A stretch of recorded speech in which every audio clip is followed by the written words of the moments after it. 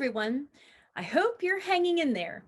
I find that at this time of year, I get a little less energized to be consistent with my teaching, and I tend to lose my patience a little bit more. Hopefully you're doing better than I am. These are the long days of winter homeschooling. To help push through these days and weeks ahead, make sure you find fun things to do. Consider that your child is probably going through the same kind of emotional boredom or tired of the same schedule. So you're going to need to provide some element of a break during these daily doldrums. One idea might be to go on an educational field trip. You could also have pajama day if you're not already doing that already. Set a goal to accomplish something throughout the week and then celebrate that accomplishment by going out to a special restaurant or even getting a dessert, maybe even during the middle of the day. Consider doing school in a different location. If you happen to live in a warm climate where you are, you can go to a park and do school one day a week. If you live in a place like I do, where the weather is not quite so nice, then you might want to consider doing school in another room for an afternoon. Find something to change things up and inspire learning during these next few months. And I think that you're going to get through these and you're going to do exceedingly well. So hang in there.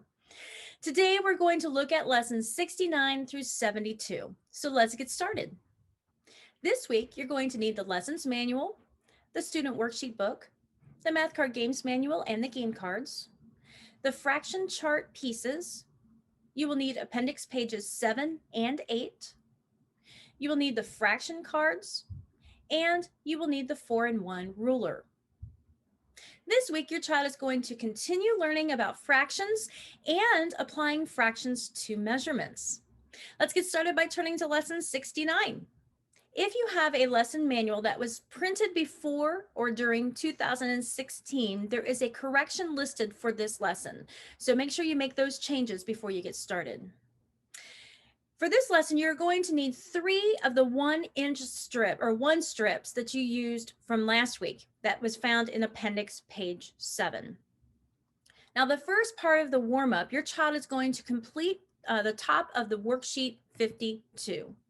Then, once your child has completed that independently, then you're going to ask the questions listed in the second paragraph of the warm-up. Now, this material was covered in lesson 68. Now look at the section called Dividing the 1 strips. This is a similar activity to what your child did in lesson 68. This first activity is going to have your child use the two one strips taped together. And then they're going to fold them in fours, just like they did in lesson 68. And then they're going to pull the 1/4 fraction pieces so that they measure up. So it looks like this. Then you're going to write the equation that's provided in the lesson manual, which is 2 divided by 4 equals 2/4 or 2/1/4. Have your child say that equation out loud, as it's going to help them in their retention and understanding of how to use fractions and that they are division problems. Now take a look at the section called Finding the Fraction with the Strips. Your child is going to tape 3 of these 1 strips together. I don't think my screen's large enough for that. 3 1 strips together.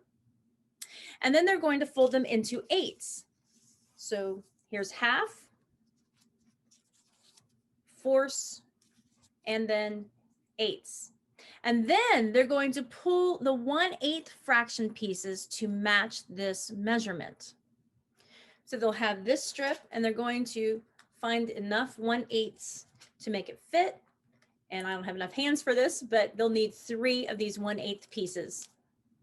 On the top of the second page of the lesson, your child is then going to play the Can You Find Fraction game. The first step for this game, your child is going to need to build the upside down stairs as shown in the lesson. Make sure that the numbers of the fractions show. So make sure that your numbers are showing. The remaining pieces will also be laid down in front of your student face up so that they can see the numbers. Then you're going to say the fraction that's listed in the middle of the second page of the lesson. For example, you will say 3/4. And then your child is going to find those pieces of the fractions and add them to the fraction stairs that is already started the build.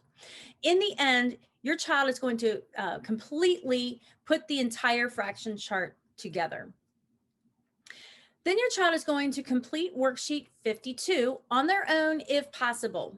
You will then want to discuss any errors that they made on the worksheet. That way they're discussing it and not feeling like they're getting it wrong.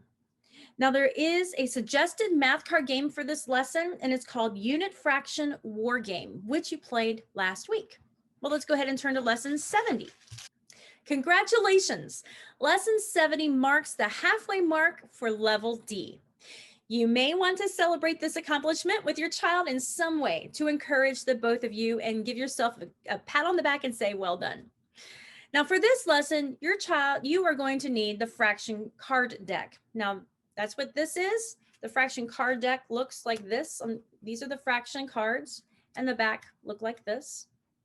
You are not going to need the percent cards on there. So you're going to want to pull those percentage cards out of the deck. Now, the first part of the warm-up is independent work that your child is going to complete on the top portion of worksheet 53. Once your child completes that portion of the worksheet, you will finish off the warm-up time by asking them the questions that are listed in the second paragraph of the warm-up section. Now, take a look at the section called Fraction Chart. Here, you're going to give your child the fraction pieces, like these. And your child is going to build the entire fraction chart. Now take a look at the section called Fractions Equaling 1. In this section, your child is going to find the 1 and set that off to the side. Then you're going to draw the part whole circles, and you're going to put 1 in the whole circle, and you're going to put 3/5 in one of the part circles. And then you're going to have your child pull those fraction pieces. So they're going to have the 1 fraction piece, and they're going to pull together 3 of the 1/5 pieces and put those underneath the 1. So you're going to have the fraction 1 and 2 and then 3.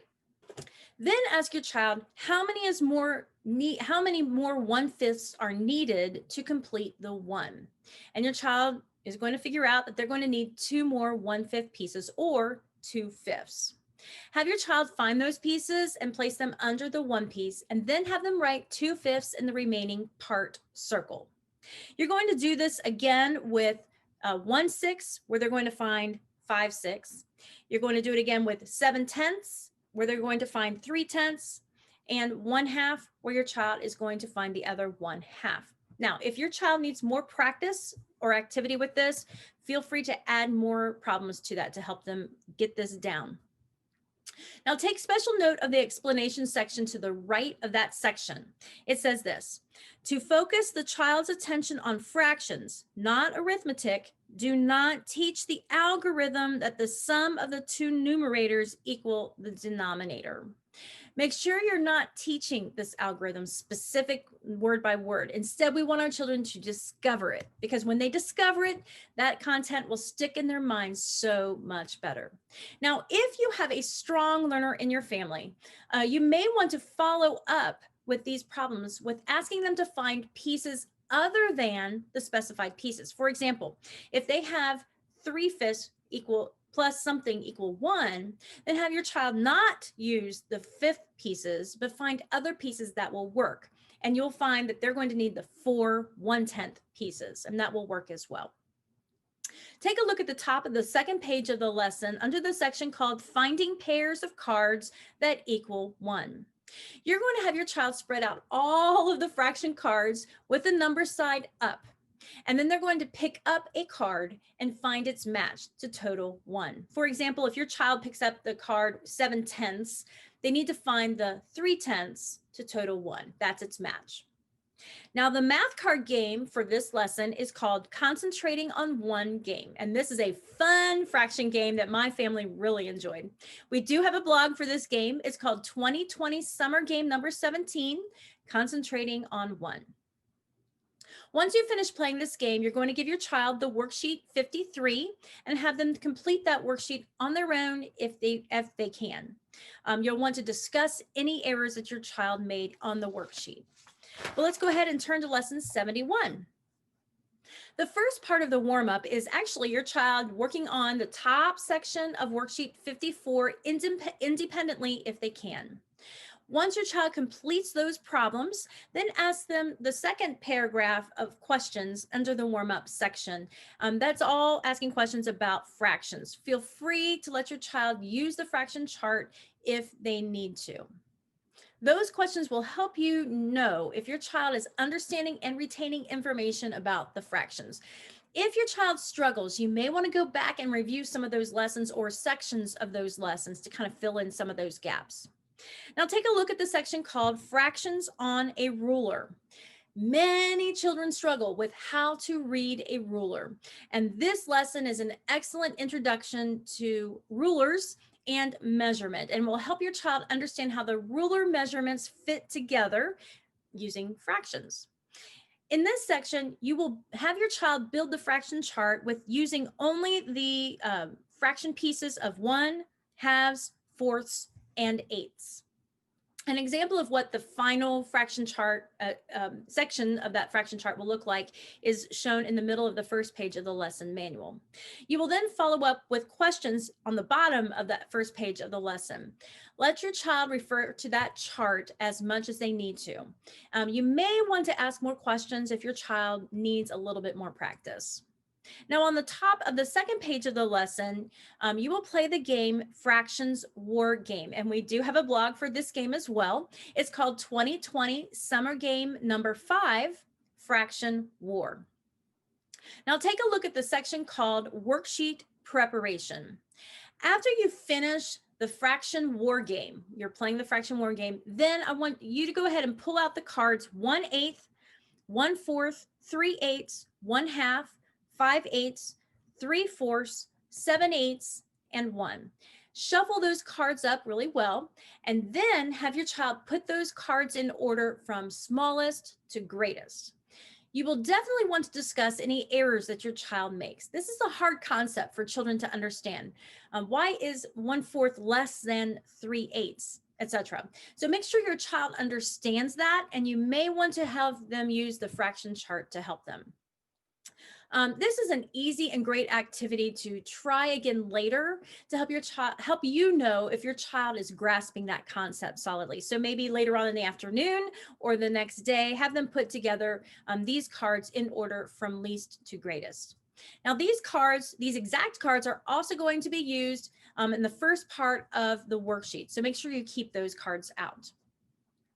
Then you're going to have your child complete worksheet 54 on their own if possible. You're going to want to discuss any errors that were made on that worksheet. You want to treat these errors as an opportunity to learn instead of just marking something wrong or maybe just grading it. After you completed the worksheet, you will ask the question regarding the partial fraction chart that they built earlier on in the lesson. You're going to ask, does the partial fraction chart remind you of anything?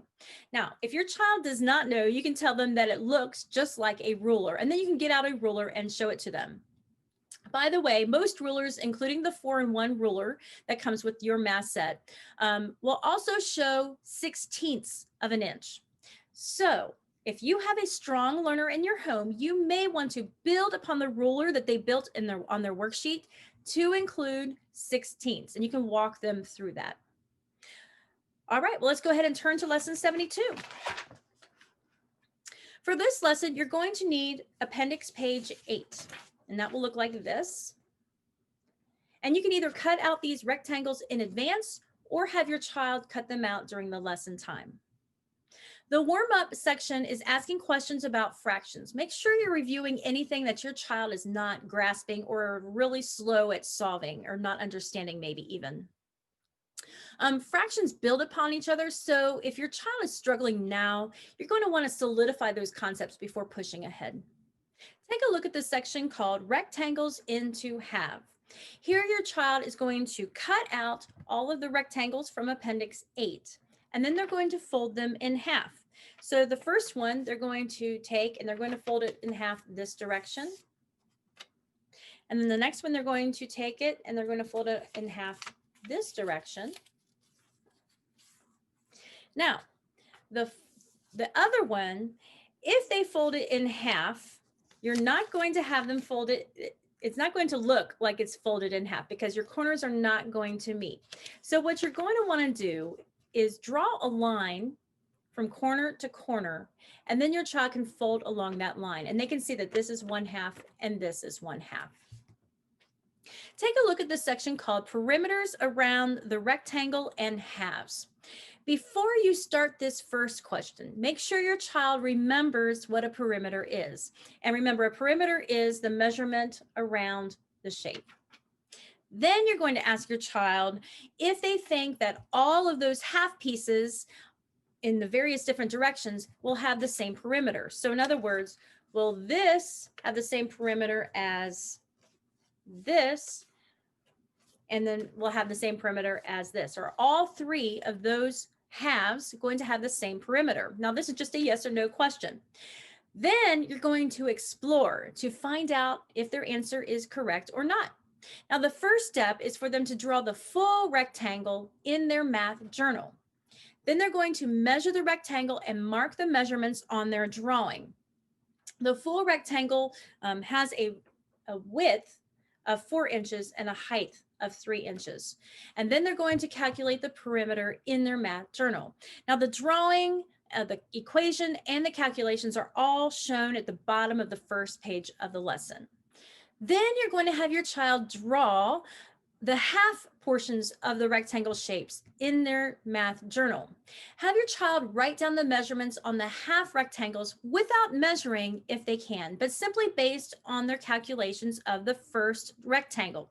For example, when your child has this full rectangle and then they folded it in half, this measurement stayed the same, didn't it? But this measurement, the 4 inches, was split in half. So this measurement is now 2.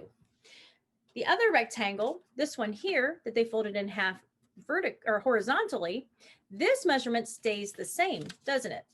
But this one is split in half. So the 3 is now split in half to make it 1.5.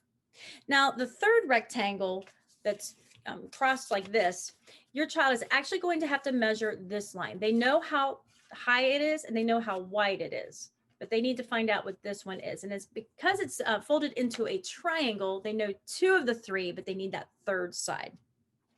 And in case you don't know, that third measurement is 5 inches. Now the drawings, equations, and calculations are all shown on the top of the second page of the lesson. Now, once your child has completed those calculations, then you're going to have your child explain how they added the numbers together with the fractions. Now, by having your child explain this to you will help them solidify the process in their mind, and it will also give you an opportunity to see how they are solving these problems. If there's a problem in their process of thinking, it gives you the opportunity to clear it up and help them figure it out a little bit better or easier. The next paragraph is going to talk about area. Now remind your child that area is the amount of space that an object takes up. So I always like to show this with my kids. When I'm talking about area, I'm pointing to the inside of the shape. And when I'm talking about perimeter, I'm purposefully going on the outside or around the shape. So the question is, does each half take up the same amount of space, even though they look different? And that answer is yes. Each full piece is split into equal halves. So regardless of the direction it's split in half, it still has the same area as all of the other halves, even though it looks a little different. Then you will ask them if the perimeter is the same based on their correct calculations in their math journal. And no, the perimeter is not the same for all of the halves. This activity will help your child consider the differences between area and perimeter. Now look at the section called Rectangles into Force. At this point, you're going to have your child fold their rectangles again so they're folded into force. So you're going to have them fold it this direction, oops, this way,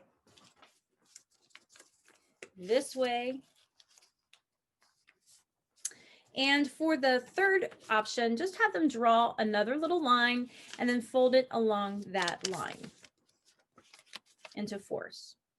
Now take a look at the pictures in the middle of the second page to see how your child will be folding it and what those rectangles will look like. Then give your child worksheet 55 to complete on their own if they can. They can refer to the folded rectangles for the problems on the worksheet. If possible, encourage your child to determine the lengths of the sides without measuring, except for that final rectangle, which does need to be measured. Now, if this is a struggle for your child, go ahead and let them measure those sides. Now, the suggested math card game for this lesson is Fraction War Game, which you have previously played. Well, that's it for the week. If you have any questions or concerns about a lesson, or if your child is struggling with something, give us a call or email us. We are here to help. I look forward to seeing you next week as we cover lessons 73 to 76. Have a great week, everybody.